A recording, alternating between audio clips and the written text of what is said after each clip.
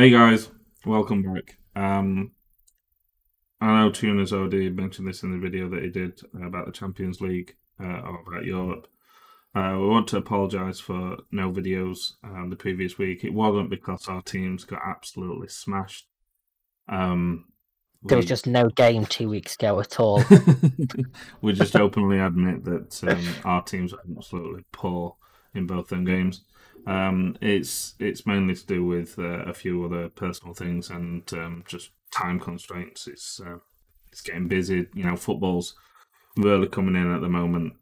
There's far too much football, and with me having full-time work and things like that, it's just getting a bit too much. So we're trying to change how we do the videos. We're going to try and keep them shorter to make it easier for us, but also because you guys don't want to be listening to us waffle on for an hour and a half when we do a full review of the matches.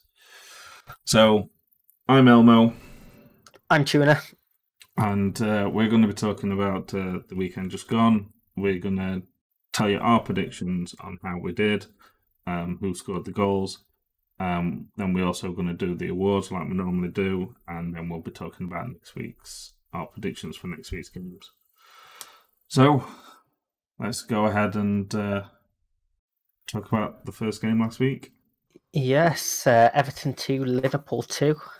Liverpool scorers through Mane and Salah, for Keane and Calvert-Lewin getting a late goal for Everton to steal a point. Richarlison sent off late on. I got this as a perfect score. I had 2-2. I had 3-2 to Everton, so I wasn't far off. Granted, Liverpool had a goal disallowed, rightly or wrongly, but do you know, it was a good game. Everton gave Liverpool a good game, no matter what controversial decisions they were in that game. Yeah, Everton started pretty poorly, but definitely got into the game, and they're showing why they're up there this season. Like I say, there were a few controversial decisions which I won't get started on because we're trying to keep it short. So yeah. But it's sort of everything you expect from a Merseyside derby. Richarlison obviously first hold his hands up, and he should have got the red card because it was a pretty poor tackle. But like I say, Merseyside derby, you want a bit of grit in your team. So yeah, great way to start the weekend. Obviously, the two things that came from that game as well was the fact that Thiago was injured during the bad challenge by Richarlison. Yeah. So have they said how long he's out? They're hoping he's back for this weekend. It's just a knock, but they're just going to keep it going. I think they're waiting for some swelling to go down before. And Virgil van Dijk is missing due to a collision with Pickford. Yeah, that's a ruptured ACL, which is having surgery on this week, I believe. Probably going to miss the rest of the season, if not be back for the final month at best. So that's a big loss for you. Obviously, Thiago, that was his first start for you guys. It was, and the two poor challenges in the game resulting in injuries, obviously you don't want to see. I'm still of the opinion that Pickford never meant to hurt Van Dijk. Pickford's just a rash guy. He just came flying out like he always does and got it wrong. Virgil van Dijk's a massive loss for you, so it'll definitely be interesting to see who replaces him, and how you go without him being commanded in the back. At time of recording, Liverpool are playing Ajax tonight, and Matip is missing for this game as well. He also picked up a knock in the Everton game, but should be back for the weekend.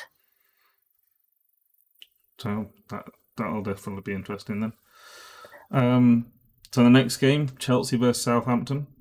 Yeah, a few goals in this one. 3-3. Obviously, Chelsea were leading twice in this game by 2 goals. Werner scoring his first 2 goals in the league to put them up 2-0. Ings pulling one back. And, Adams then equalised. Havertz scored to put them ahead again. And in the 92nd minute, Vestergaard gets the equaliser. Chelsea surely can't be happy from that. And I was not happy because I had a 3-1 Chelsea win. So, but I went 2-2, so I got a point there. I didn't. Chelsea went ahead, and I thought, no, I've definitely not got this one. But Southampton played really well to match up to Chelsea, and I think that the interview with somebody after and they said, usually we'll concede a goal and then we could concede another any other time against Chelsea, but this time we gave them a good fight. I was happy with my point there. Definitely happy with my point. I know Aspilicueta has come out and said that their defence needs to improve massively. He's openly admitted they could easily have to score 7 to win a game at the moment. Obviously, Kepa was back into the team for this one instead of Mendy. Yeah, Mendy was injured. Perhaps not for much longer going forward. Obviously, another mistake in there by Kepa. Possibly 2 mistakes, depending how you look at the first goal. He didn't really cover himself in glory, but it's definitely 3 points thrown away from Chelsea. Yeah, definitely. And I think it's interesting as well because Kepa is making his mistakes, but the Chelsea defence just doesn't seem strong at all. I think that's where they're struggling. I think it's sort of a knock-on effect. The keeper doesn't have faith in his defence doesn't have faith in the keeper, and yeah, you're just asking for trouble, really. But like you said, Southampton were really well. Walcott making his first appearance for Southampton in almost 15 years and getting the assist for the final goal. So, yeah, we said this in the first week. Lampard spent a lot of money, so the pressure's going to be on Lampard. Now that they can spend money, Chelsea's spent some money, and they could get a manager to come in and spend more money and improve that team. So how long has Lampard got if he keeps coming up with these results? Yeah, a massive point for Southampton, moved them up into mid-table at the time of the game. And only a point behind Chelsea as well, so... But a well-deserved point for Southampton, definitely deserves something from that game. And then what used to be classed as top 4 clash, Man City versus Arsenal, now it's just like a top 8 clash. Yeah, very much so. Quality tipped off a little bit in this game, or goals at least tipped off in this game. 1-0 to City, Sterling scoring the only goal of the game after 23 minutes. We both went for relatively big Man City wins. I had 3-0 in this one. Yeah, I had 4-1. The way Arsenal's looked a lot better at the start of this season, but you just always expect Man City to score a few goals against them. But Man City just aren't looking like the Man City that we're used to watching. No, obviously missing De Bruyne from this game with an injury, which is a massive miss for them. Obviously, one of the world's best players, without a doubt. Arsenal had the chances. Ederson was back to his usual, self, really. Making these pretty good saves. But yeah, I just couldn't bring myself to back Arsenal in this game. They've just got a terrible results against top 6, never mind City. But yeah, I just couldn't look past City. Again, they could have easily finished in a draw, but City were relatively comfortable for most of the game. Yeah, they just can't get them goals. They're definitely missing the fire that they had up front. But yeah, a nice win for City, a needed win for City. They've had a relatively mixed start. I know they've won 2 and drawn 1, but for a City team, you expect them to be challenging the likes of Everton and Aston Villa, which is weird to say.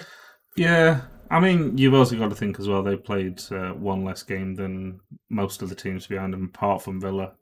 So that game in hand that they've got, if they won that, they'd be 3rd or 4th. So yeah, you say United are playing Burnley in theirs, but this weekend United played Newcastle.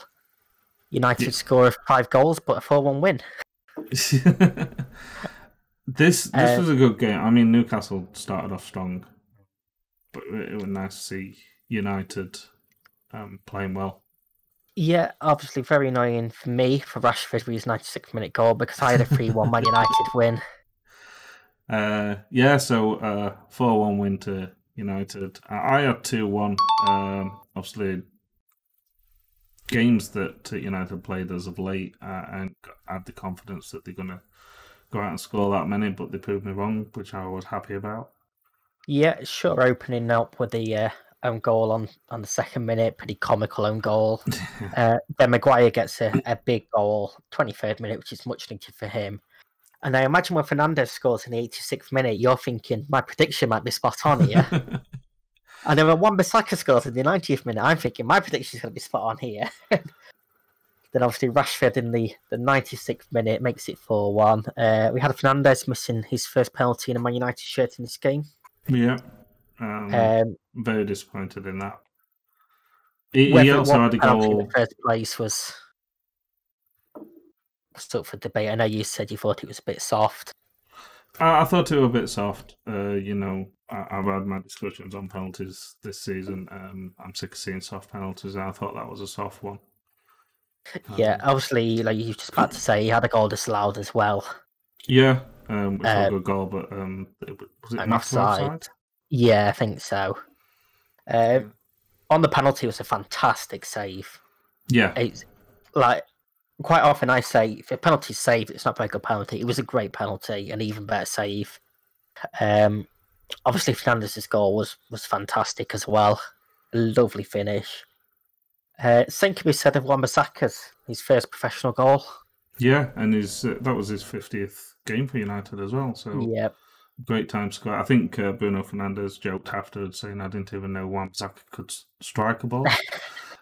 He certainly can. Certainly put his foot through that one. But again, talking about the Bruno Fernandes goal, great movement and passing with Rashford and Bruno. They linked up really well. Rashford just took the ball into the box and then cheeky back heel as Bruno ran past him and Bruno slotted it into the top right corner. And it feels sort of weird to say because it finished 4-1, but for me, a game changer was De Gea, who made a fantastic save from Wilson in the second half at 1-1. De Gea pulled off some really good saves, another player that's been under fire, and I think this was a very big game for him because the saves they put, he couldn't really do much with the Shaw own goal, but the saves that he pulled off gave him a bit of confidence. Maguire's header and goal, he's lacking confidence and obviously got sent off for England as well. All the stuff that's happening in Greece. So I think this whole all round, apart from Bruno missing penalty, I think it was a good confidence boost for everybody in United. Yeah, and obviously Newcastle could take some positives out of the game. Darlow was fantastic, and it's one of them that you have to sort of look in isolation because, like I say, it was 4-1, but 3 of the goals were very late on. Mm. So for a game as a whole, you'd feel as a Newcastle fan and possibly manager relatively satisfied, as much as you can be with a defeat. Yeah. I think one thing that you can say about managers being happy is neither Sheff United or Fulham manager right now, which is the next game. Sheff United won, Fulham won. Both teams getting their first points of the season against each other. Yep, Lookman opening the scoring for Fulham and a Billy shot penalty late on, getting the draw. I had 2-1 to Sheffield United in this game. And Billy Sharp got me 3 points with my 1-1 prediction. He did. Obviously, Mitrovic missed a penalty, he hit the crossbar. Yeah, which ruined one of my bets, but... Saved your perfect score. This is one of the games that was on pay-per-view TV. I'd have been disappointed if I paid for it. I don't think this pay-per-view thing's a good idea at all. People pay enough money on BT and Sky Sports to watch the games, let alone having to pay £15 per game. I mean, £15 for the weekend, you I've can. seen a lot of people say, well, you pay like 20, 25 to go and watch the game, but you're at the match, you're in the atmosphere with your friends. Yeah. You pay for that experience. But this was very much a game of two struggling teams that showed in the quality. Yeah. Um, And it's weird as well because, Sheffield United were a team last season that up until the restart, they was doing really well, and there was there ready to take a Europe position. And then you've got Fulham, who has just come up. So you've got teams of two different backgrounds from last season, and both of them being really, really poor. Yeah, and then you look at 5 games in, the Sheffield United have scored 2 goals, which while they'll be desperate to change. One of them against Arsenal. They lost against Arsenal. That was the first goal that they scored, and then the one goal that they scored in this draw. So Sheffield United and Fulham both rock bottom with 1 point each, and quite a big goal difference as well for both teams. So it's not looking good for either of them at the moment. No, and obviously we'll come on to the table at the end, but there is very much a gap starting to appear already for these teams and a couple of us that are around them. Yeah. It's definitely going to be interesting. The next game we've got is Crystal Palace versus Brighton. Another 1-1 draw. Yeah, Zaha penalty. This was like Palace. A common theme on Sunday, wasn't it? It was. McAllister getting a late equaliser before Dunk was sent off very late on. I went 2-1 Palace in this game. So I was a little bit disappointed by that. I went opposite. I went 2-1 Brighton. So I think the draw was just to say F you to both of us, to be honest with you. Yeah, I mean, it was a tough one to call because both teams have impressed so far this season. Brighton might not have had the results, but it's definitely been impressive. And it was their probably star man so far this season that gave away a penalty in Lamptey when he dragged down Batshuayi, supposedly. It was never a foul for me, but it was another soft one, definitely. Yeah, Zaha tucks away pretty well. And then, like we say, McAllister getting the goal to level it up. Pretty nice finish as well from the edge of the area. Before Dunk was sent off for another pretty horrific tackle. What he was thinking, obviously, if you haven't seen it, it was a scramble in the box. They were pushing for a winner. And I think it came to Gary Cahill, and Cahill sort of cleared it, and Dunk went in 2-footed and caught him right on the shins. Yeah. No complaints from Dunk. I think he knew straight away he were walking for it, but it could have been a nasty one. Yeah, another boring game though in my eyes. Apart from I think the sending off was probably the best thing that happened. Yeah, I mean, obviously, they don't count penalties as the stats. So apart from the penalty, Palace only had one shot all game. Yeah.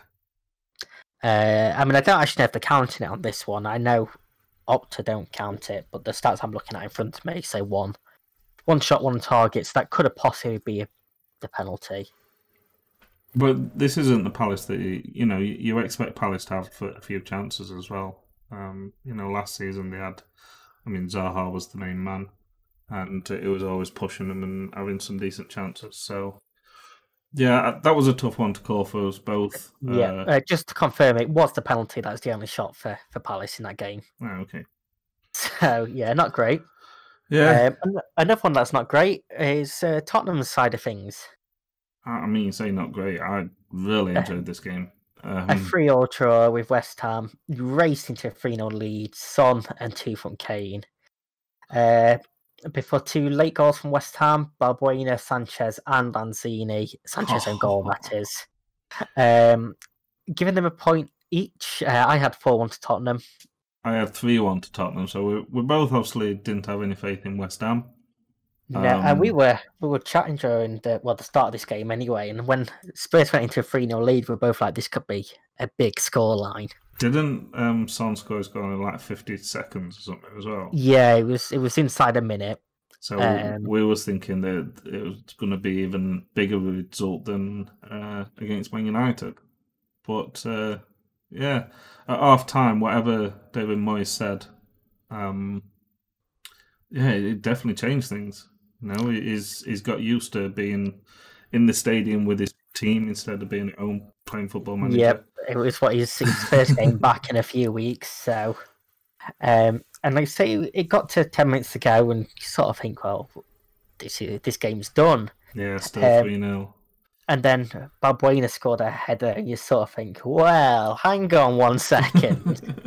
But then a couple you of kind minutes of think later, there's 10 minutes left, and you're like, well, I mean, it's a big ask, but and then say 3 minutes later, Sanchez scores an own goal. You think, well, game on here.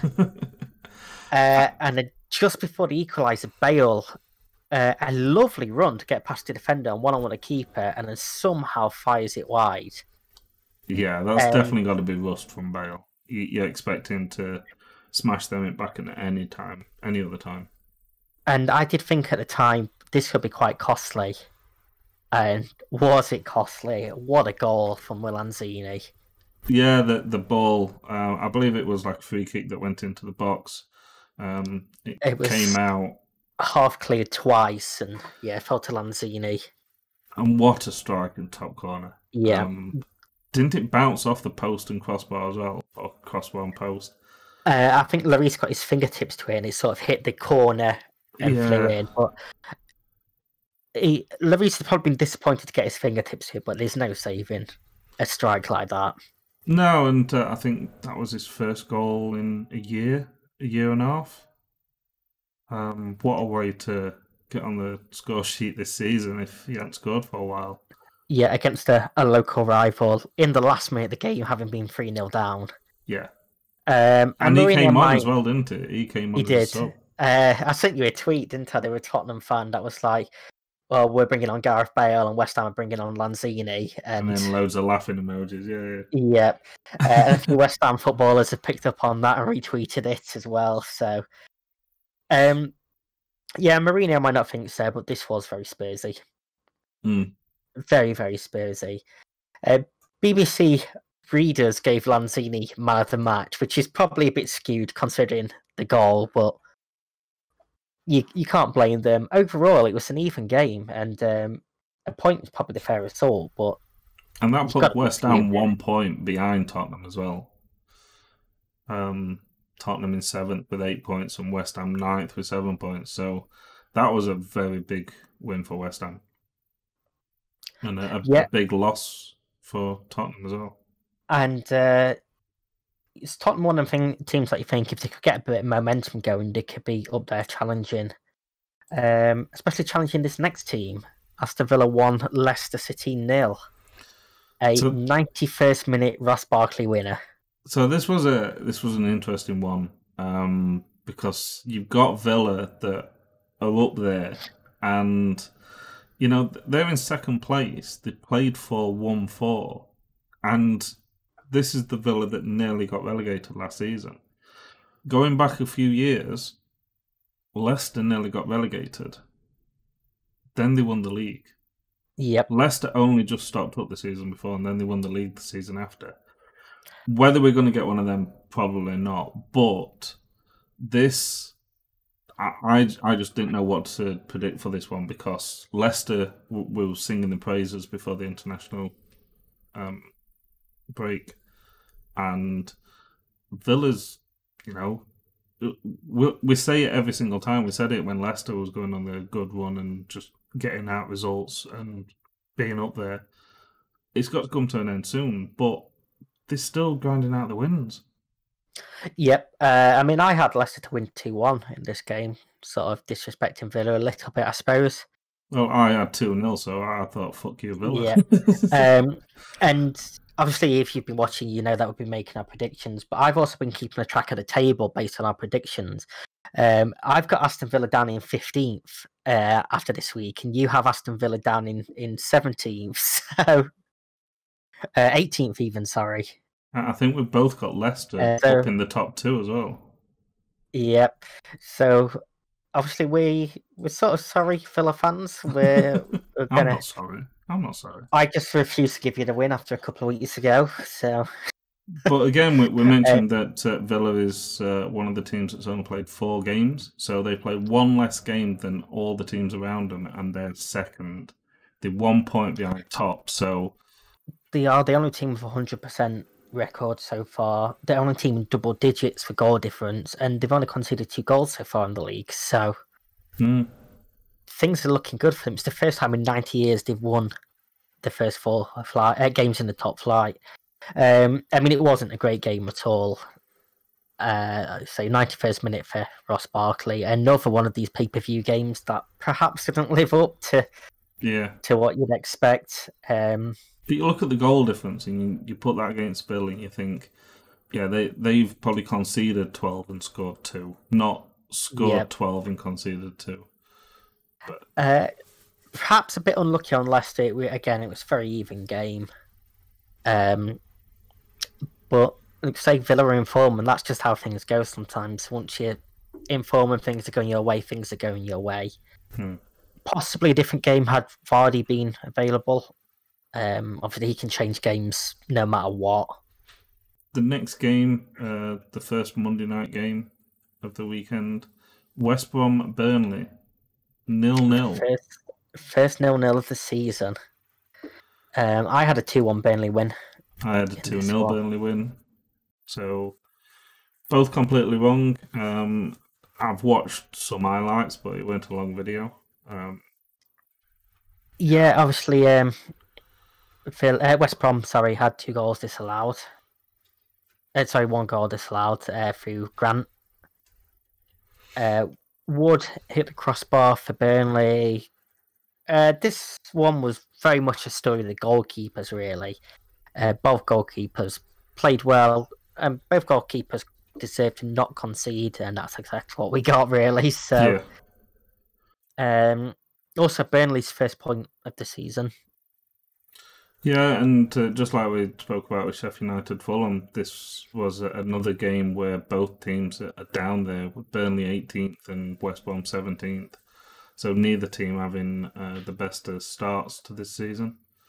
So Sean Dyche will, how long has he got left? This is a team that we're used to seeing around mid-table-ish. Yeah, a team that, 2 years ago were playing in the Europa League, and now they're struggling again. So Burnley's usually a team that you kind of think that they're going to give any of the top 6 teams a good run for the money, and they're just really struggling. Like I say, the first point they've lost 3 and drew 1.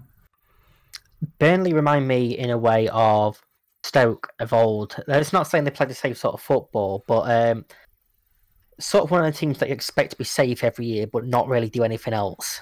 Yeah. And then obviously this season Stoke went down. Started relatively similar to this, so as a Burnley fan, you've got to be looking a little bit like, oh dear. It's the longest wait ever in a Premier League season for goalless draws. This was the 47th game. That's crazy. And yeah, I mean, it's quite nice, to have not had any 0-0s until this point, but it definitely wasn't a weekend of goals. And I have said that Monday night football, you just don't get entertaining games. And the next one, the final game of the weekend, Leeds United versus Wolves. Wolves winning 1-0. Again, not an exciting game, and not one that brings many goals. No, obviously Jimenez getting the only goal of the game there. I had a Leeds 3-1 victory in this one, so I had a 2-2. I thought 2 were going to be close, but I expected some goals. Yeah, I expected some goals as well, obviously. Especially with Leeds United, they've scored 9 and conceded 9 so far this season. So you kind of expected at least a couple of goals. Wolves, they're up there. They're in 6th place at the moment. You expected more of a fight between both teams. You did. Obviously, Wolves had a goal disallowed as well for another pretty tight offside. The interesting one for me was David Coote was the referee and Michael Oliver was on VAR, which is the exact opposite of how they were for the Merseyside derby. And this offside call was just as tight as that one as well. So, obviously, the goal from Jimenez was a deflected one off Calvin Phillips. It probably been saved if it wasn't for the deflection, but I'd say that's how things go sometimes. Do you want any dinner to put all this salt on that you've got at the moment? I just found it interesting. I've only just realised that, so it certainly hasn't been the ideal weekend for the two of them being in the spotlight for two pretty tight offside calls. But what is nice is we've had a whole weekend without talking about handballs. Yes. A whole weekend. Overall, Leeds probably deserved something out of the game. They were the more dominant team, but I'd say that's how it goes sometimes. I think this weekend as well, for the top six, which it's very early in the season, but what you'd normally call the top six, it was a good weekend for Manchester, with both Manchester clubs both getting a win, but all the other teams around them getting draws or losses. With your Liverpool, Chelsea, obviously Arsenal lost to Man City, so it was a good thing for us. But again, it's very, very early in the season. A fantastic one for Aston Villa. Obviously, Everton dropping a couple of points. Not a fantastic one for us there. I went the last 6 games without scoring a single point. You went the last 5 games without scoring a single point. And this week I won 6-5, which takes it 25 to me, 26 to you. Our predictions is almost as tight as the league at the moment. So. Yeah, and we said before as well, obviously, you usually do your predictions quite early, and then you might make a few changes. I think there were one weekend where you said you'd made no changes at all. But I usually do them like 10 minutes before the video starts. So. Yeah, I made no changes last weekend, and that went fantastically for me. So I'll tell you what, let's switch it up for next week, right? So we've done the predictions for this weekend. Next week, I'll do mine. I'll plan mine out. You do yours 10 minutes before the video. Okay, we'll give that a go. No researching. Okay, so just going on to the league table, like we said, obviously Everton are top of the league, still unbeaten. Villa 100% record in second. Liverpool and Leicester in the top 4. Then bottom 3, Burnley, Sheffield United, and Fulham all on 1 point. West Brom just above them on 2 points, and there's definitely a sort of gap starting to appear between the bottom 4 and the rest of the league. So Brighton on 4 points, but then the next team up is obviously Man United on 6, and they're not going to be down there for much longer. So the start of the season looks like one where virtually anyone can beat anyone, and this is when the Premier League is at its finest. Yeah. As much as we want to see our teams win every single game, as a neutral point of view, as a football fan, we're getting some fantastic games, and it's fantastic to see. At this rate, with all teams beating each other, we could have, 5-6 teams up there all challenging for the title in the last 6 weeks, and that's what I want to see. The Premier League of old. Yeah, obviously, advantage goes to teams like Aston Villa and Everton who haven't got these European games to play. And obviously, European competition started this weekend as well. We're recording this on Wednesday, so we've only seen... We're not going to be talking about it in this football, but we've only seen Tuesday's results. But the fact that European competitions have started again for the likes of Man United, Liverpool, Man City, Chelsea, Arsenal... Leicester.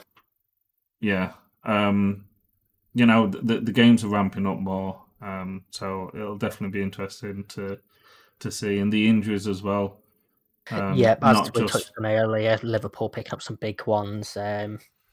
United had Maguire missing for the European game, should be back, but the teams are definitely going to start picking up injuries, and it's not great for players at all.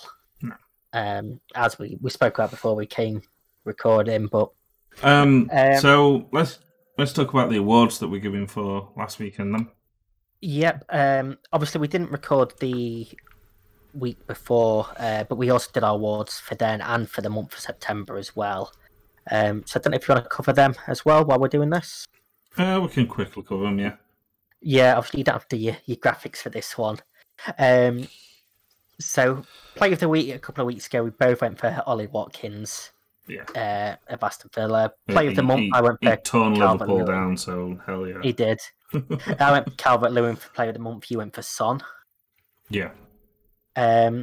Team, we both went for Aston Villa, again, for obvious reasons, last time out. I went for Everton as Team of the Month. You had Leicester. Mine was interesting because I haven't actually given it to Everton any week yet, but overall, they've been the better one. Yeah. Goal of the week, I gave it for Basuma, Brighton versus Everton. You gave it Westwood, Burnley versus Newcastle. For the month, you had Riyad Mahrez versus Leicester. I had Reece James versus Brighton.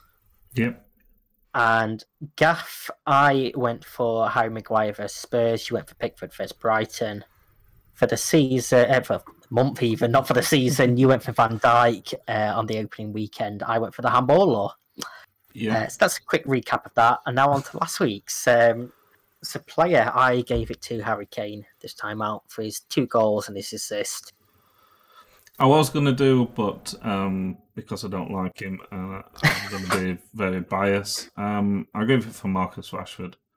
I gave it for Marcus because, he played well. He scored a good goal. His little slide pass to Bruno Fernandes as well.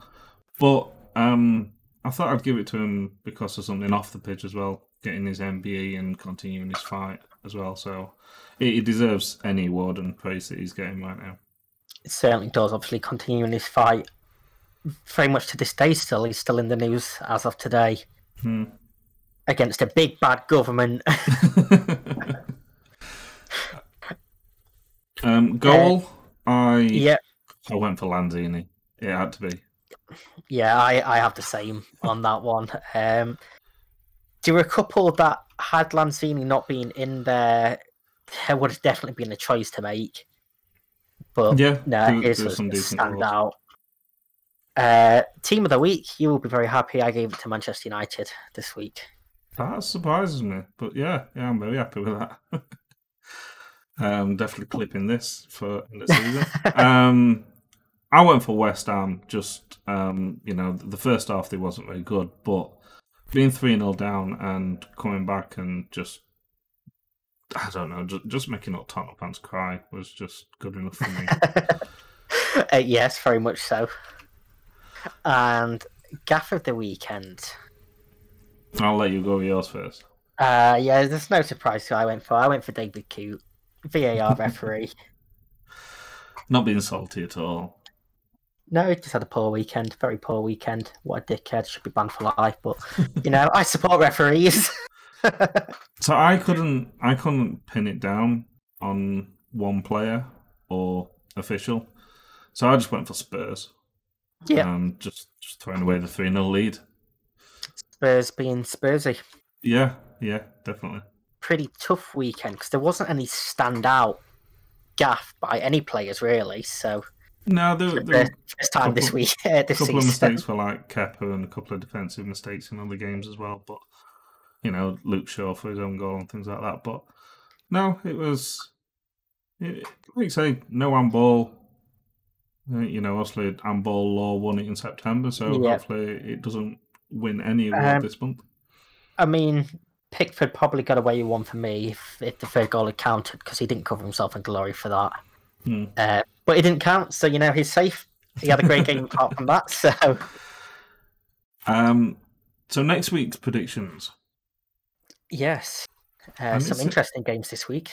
Yeah, there's some tasty looking games. So again, I did mine 10 minutes before the video, so I'm hoping to get some 3-pointers this week. I need to overtake you and get a clear break from you. Obviously, this weekend we kick off with a Friday game as well this time. I don't like I haven't got the channels in front of me, but we can add them in at some point. So Friday we start 8 PM, Aston Villa versus Leeds United. And Well done, Aston Villa. I've got you winning the game. 2-1 Villa. So I've gone 2-1 Villa as well. Oh, okay. There we go. And this game is on BT Sport box office. So is it going to be worth £15? We'll see. Can I change it to 0-0, please? And then we've got West Ham versus Man City, 12:30 kickoff on BT Sport on Saturday.